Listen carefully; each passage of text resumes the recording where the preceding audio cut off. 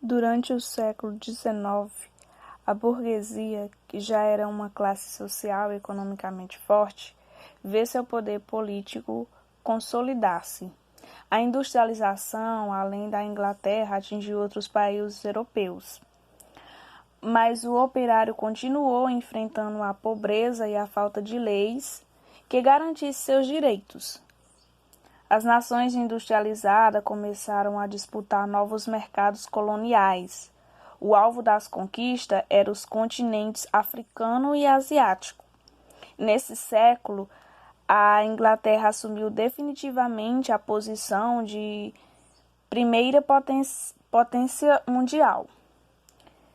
De 1837 a 1901, o trono inglês foi ocupado pela rainha Vitória.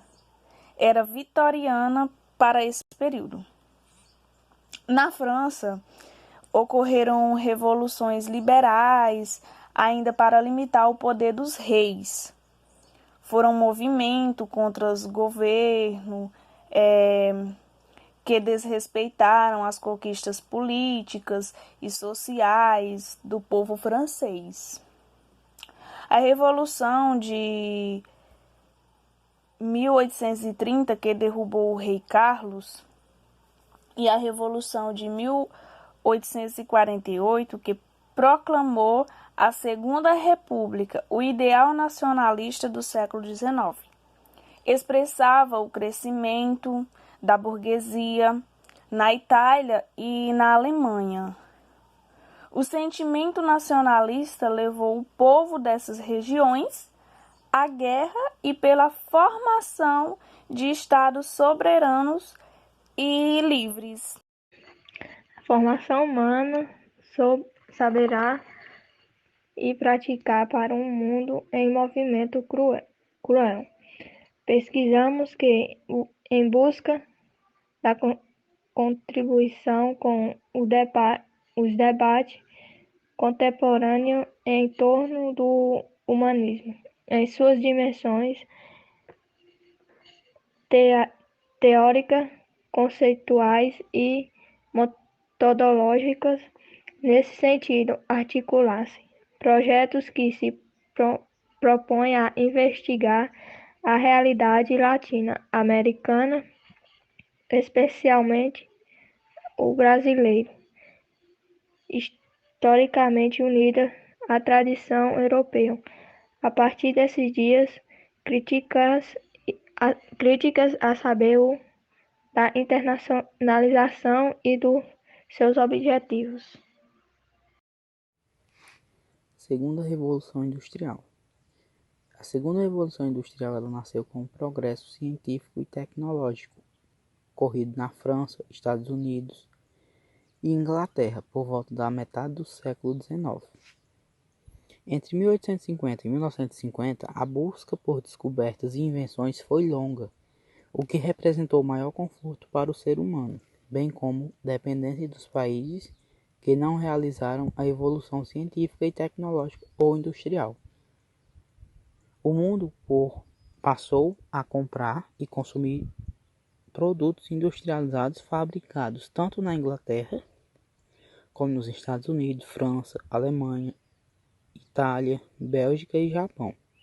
A descoberta e aproveitamento de novas fontes de energia, o petróleo no motor a combustão, a água nas usinas hidrelétricas, o urânio para a energia nuclear, revolucionaram ainda mais a produção industrial.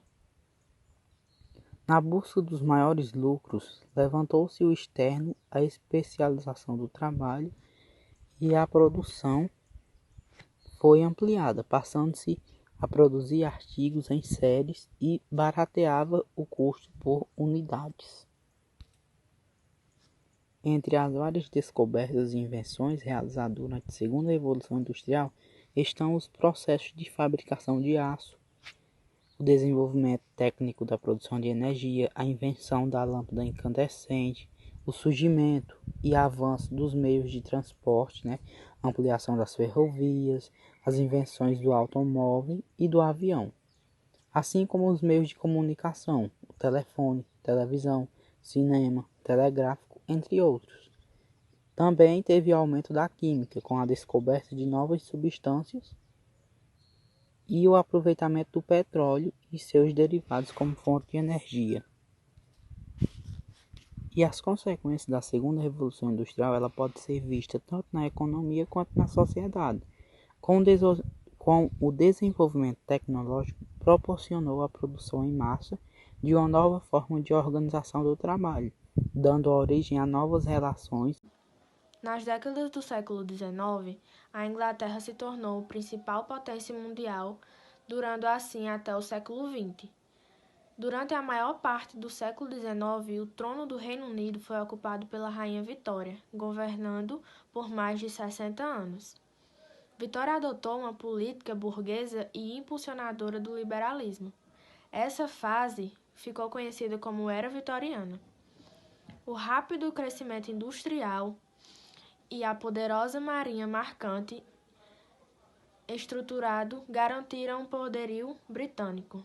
Desde a derrota de Napoleão Bonaparte em 1815, o governo britânico não encontrou nenhuma rival suficiente para ameaçar sua estabilidade.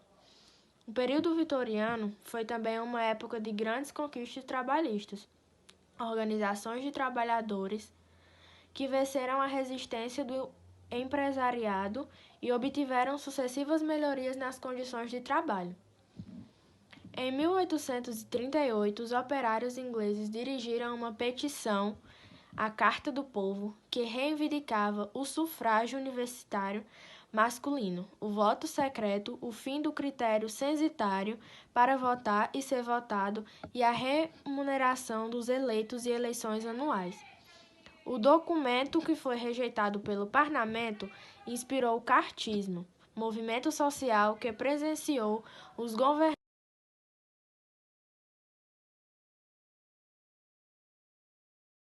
e obteve uma grande conquista como a regulamentação do trabalho infantil e feminino, a permissão de associações políticas e a jornada de trabalho de 10 horas. Em 1858, os movimentos populares conquistaram o fim do censo eleitoral para a Câmara dos Comuns e, em 1867, a ampliação do direito do voto, deixando assim de fora os trabalhadores industriais mais pobres e as mulheres. Posteriormente, o direito do voto foi estendido aos trabalhadores rurais. Após as eleições de 1906, as disputas e as buscas pelas ampliações dos direitos políticos e sociais fortaleceram o Partido Trabalhista, levando as mulheres a conquistarem o direito do voto em 1818. Os papéis femininos podem ter uma convergência entre as ideias de evangélicos e de alguns meios de operários no desenvolvimento de uma política oficial. As reivindicações salariais em sindicatos de operários qualificaram e anunciaram a ideia do salário familiar. No entanto, não é o caso de ver aí uma aceitação irrestrita das ideias da burguesia, tratando assim antes de uma adaptação e uma reforma de um ideal específico de classe. A França no século XIX. Luís XVIII foi coroado em 1815, após a derrota de Napoleão Bonaparte em Waterloo. Esse soberano era irmão de Luís XVI, guilhotinado durante a Revolução Francesa. Uma nova Constituição estabeleceu na França um governo que combinava o absolutismo com um aparente liberalismo, voto censitário e cerceamento dos direitos e da liberdade conquistados durante a Revolução Francesa. O sucessor de Luís XVIII, Carlos X, que reinou de 1824 a 1830, restabeleceu o absolutismo e restaurou os privilégios do clero e da nobreza. A forte oposição dos liberais a Carlos X mobilizou a sociedade, preparando o palco para a Revolução Liberal de 1830. Nesse ano, populares reagiram às decisões de Carlos X de suprimir a liberdade de imprensa e dissolver a Câmara com levantes e barricadas nas ruas de Paris. Carlos X abdicou o trono e exilou-se na Inglaterra. A Revolução Liberal de 1830 representou o fim definitivo dos objetivos do Congresso de Viena, que buscava restaurar as dinastias e fronteiras nacionais que vigoravam no período anterior à Revolução Francesa. Além disso, o movimento de 1830 deu início a um período de ideias progressistas que levaria às revoluções de 1848 e aos diversos movimentos nacionalistas. Portugal e Espanha. Na primeira metade do século XIX, Portugal sofre em seu poder diversos ataques por Napoleão Bonaparte. Na sequência, Dom Pedro se opôs a seu irmão Miguel, onde redefiniu o poder por meio de uma guerra civil. A guerra civil durou 1 ano. Nesse período, Dom Miguel foi derrotado por seu irmão. Daí ele, após sua derrota, se isolou, mas continuou reivindicando o trono. A Espanha também foi invadida por Napoleão, mas, mesmo com essas invasões, a Espanha continuou com o apoio das forças britânicas, onde fez com que o exército napoleônico se desgastasse, fazendo como se tivesse uma nova restauração na dinastia Bourbon, que foi o reinado de uma família de nobres que entrou para a história por terem sido a dinastia dos principais reis da França no período absolutista. Depois a Espanha perdeu alguns domínios para os Estados Unidos e foi marcada pelo impulso industrial, que perdeu quase todas as colônias que restaram do Império. Estados Unidos no século XIX. Havia duas tendências partidárias, que era a republicana e a federalista. A republicana desejava maior autonomia para os estados e foi ela que deu origem ao atual Partido Democrata, e a federalista, que defendia um governo central mais forte e que foi embrião do atual Partido Republicano.